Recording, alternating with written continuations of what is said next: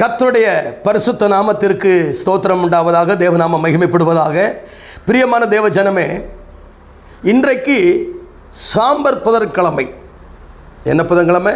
சாம்பர். இதனுடைய அர்த்தம் உங்களுக்கு தெரியுதோ தெரியல, எனக்கு தெரியல. ஆனால் பரிசுத்த வேதாகமத்தில் எப்பெல்லாம் ஜனங்கள் ரெட்டுடுத்தி சாம்பலில் உட்கார்ந்தாங்க அப்படின்னா, துயரம் வரும் பொழுது, வேதனை வரும் பொழுது, வருத்தம் வரும் பொழுது அப்படிதான் ரெட்டுடுத்தி சாம்பலில் உட்கார்ந்துருக்காங்க. இப்போ நான் ஒரு வசனத்தை வாசிக்கிறேன். யோனாவின் புஸ்தகம் 3ஆம் அதிகாரத்தில் அவனுடைய 6ஆம் வசனத்தை வாசிக்கிறேன். இந்த செய்தி நினிவேயின் ராஜாவுக்கு எட்டின போது அவன் தன் சிங்காசனத்தை விட்டு எழுந்து தான் உடுத்தி இருந்த உடுப்பை கழற்றி போட்டு இரட்டை உடுத்திக் கொண்டு சாம்பலிலே உட்கார்ந்தான். என்ன அப்படின்னா, யோனா தீர்க்கதரிசி நினைவே பட்டணத்தினுடைய பாவத்தினாலே, பாவத்தின் கொடூரத்தினாலே, அந்த பாவம் தெய்வ சமூகத்துக்கு வந்து எட்டினதினாலே நினைவே பட்டணத்தில் இருக்கிற எல்லாரும் அழிய போகிறீர்கள் என்கிற ஒரு செய்தியை சொன்ன உடனே அந்த செய்தி ஊர் மக்களுக்கெல்லாம் போய் இப்படி ஒருத்தர் சொல்றான்னு சொல்லி நேராக ராஜ சமூகத்துக்கு போச்சு. ராஜா என்ன செய்தான்? சிங்காசனத்தை விட்டு எழுந்தான். தான் உடுத்தி இருந்த ட்ரெஸ்ஸை கலத்திட்டு இரட்டு என்கிற ஒரு வஸ்திரத்தை உடுத்தி கொண்டு சாம்பல்ல உட்கார்ந்து, இதை கர்த்தர் பார்த்தார். கர்த்தர் மனசாவப்பட்டார். அதே மாதிரி யோபு ஒரு பரிசுத்தவான், ஒரு நீதிமான் தான், ஒரு உத்தமன் தான், சன்மார்க்கன் தான், தேவனுக்கு பயந்து பொல்லாப்புக்கு விலகி ஓடுறவன். அவன் வாழ்க்கை ஒரு சம்பவம் நடந்துச்சு.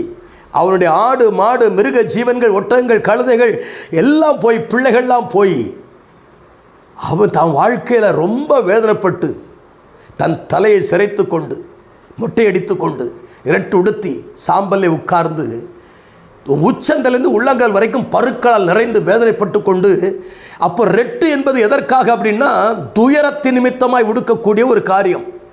நீங்கள் உங்கள் வாழ்க்கையில் இன்றைக்கு சாம்பர் புதன்கிழமைன்னு சொல்லி நீங்கள் குருத்தோலைகளை பிடித்து கொண்டு அதை எரித்து அதனுடைய சாம்பல் எடுத்து பூசிக்கொள்வது சாம்பர் புதன்கிழமை அல்ல. உங்கள் துயரத்தை, உங்கள் துக்கத்தை, உங்கள் வருத்தத்தை, உங்கள் வேதனையை நீங்கள் சுமக்காதபடிக்கு ஒருவர் ஏற்கனவே சுமந்து தீர்த்து விட்டார். அதை விசுவாசிக்கணும். ஏன் இப்போ தான் இயேசு கிறிஸ்து வரப்போறாரா? பாடுபட போறாரா? 40 நாள் உபவாசம் இருக்க போறாரா? அவரை அடிக்க போகிறாங்களா? அவர் சிலுவையில் அறையப்பட போகிறாங்களா? அதுக்காக தான் நீங்கள் ரெட்டு கொடுத்துறீங்களா? கொஞ்சம் சிந்திச்சு பார்க்கணும். நீங்கள் அதான் சாம்பலை பூசிக்கொள்கிறீங்களா? என்னங்க அர்த்தங்க? எல்லாவற்றையும் தான் எல்லாம் சிலுவையில் முடிந்ததுன்னு சொன்னாரே, பின்ன என்ன பாரம்பரியம்? இந்த பாரம்பரியத்தை விட்டுட்டு மனம் திரும்புங்க. மனம் திரும்பி எல்லாருக்கும் சுவிசேஷத்தை கொண்டு வாங்க.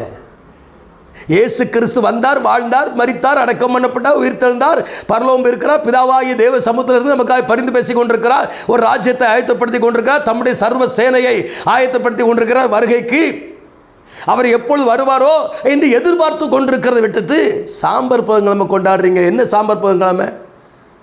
இயேசுதான் மரித்து அடக்கம் பண்ணப்பட்டு உயிர்த்தெழுந்து பரலோகம் போயிட்டாரே. இப்போ நீங்கள் என்ன சாம்பர் புதன்கிழமை என்ன கொண்டாடுறீங்க? சாம்பர் புதன்கிழமைன்னே ஒன்று பைபிளில் கிடையாதுங்க. தங்களுக்கு வருத்தங்கள், வேதனைகள், மரண போராட்டங்கள், இல்லை பயங்கள், சாபங்கள், அழிவு, இவைகளை ஒருவர் நினைப்பூட்டும் பொழுதுதான் அவர்கள் ரெட்டுடுத்துறார்கள். உட்கார்ந்து சாம்பல்ல உட்கார்றாங்க. வாழ்க்கை வெறுத்து உட்கார்றாங்க. ஆண்டவரே, மனம் திரும்பும், மறுபடியும் எங்களை மாற்றும், எங்களை ஒப்பு கொடுக்கிறோம்னு சொல்லி கதறாங்களே. அந்த கதறல் சத்தம் தேவ சமூகத்துக்கு எட்டுகிறதுங்க. அதனால தான் இயேசு கிறிஸ்து வந்தார், மரித்தார், அடக்கம் பண்ணப்பட்டார், உயிர்த்தெழுந்தார், பரலோகம் போயிருக்கார், மறுபடியும் வரப்போறார். நம்ம இந்த நாட்கள் அன்னைக்கு சாம்பர் புதன்கிழமை எல்லாரும் இந்த நாள்லேருந்து துக்கம் கொண்டாட ஆரம்பிச்சிருவீங்க. எதுக்கு துக்கம்? துக்கம் இல்லைங்க, இயேசு உயிரோடு இருக்கிறார், என் மீட்பர் உயிரோடு இருக்கிறாருங்கிற செய்தி எல்லா இடத்துக்கும் போகணும். நீங்கள் துக்கப்பட்டுக்கிட்டு இருந்தேன் எப்படி? சரிங்களா? அதனால சாம்பர் புதன்கிழமை கொண்டாடணும் அவசியம் இல்லை. இயேசு கிறிஸ்து மரித்து உயிர்த்தெழுந்திருக்கிறார், உயிரோடு இருக்கிறார். நாம் ஜெபிப்போமா?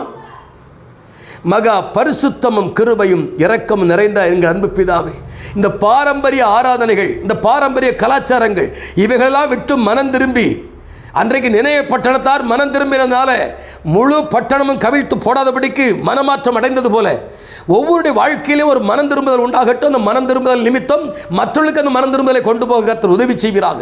இந்த மனம் திரும்புதல் செய்தி, இந்த ரட்சிப்பின் செய்தி அது தொடர்ந்து போய்கொண்டே இருக்கட்டும். பாரம்பரியத்துக்குள்ளே கட்டுப்படாதபடிக்கு, பாரம்பரியத்துக்குள்ளே இருந்து விடாதபடிக்கு மாற்றத்தை உண்டாக்குவீராக. சாம்பர் புதன்கிழமையை நான் கொச்சப்படுத்தவில்லை ஆண்டவரே, அதை குறை சொல்லவில்லை ஆண்டவரே. அது அல்ல, உம்முடைய குமாரன் வந்ததுனால எல்லாம் மாறி போயிட்டே. அதை நினைத்து நாங்கள் வேதனைப்படுறோம், வருத்தப்படுறோம். ஒப்புக் கொடுக்கிறோம் ஆண்டவரே. கேட்கிற ஒருவருடைய மாற்றத்தை உண்டாக்குவீராக. ஆசீர்வதிங்க. இயேசுவின் நாமத்தில் ஜெபிக்க நல்ல பிதாவே. ஆமேன், ஆமேன். God bless you.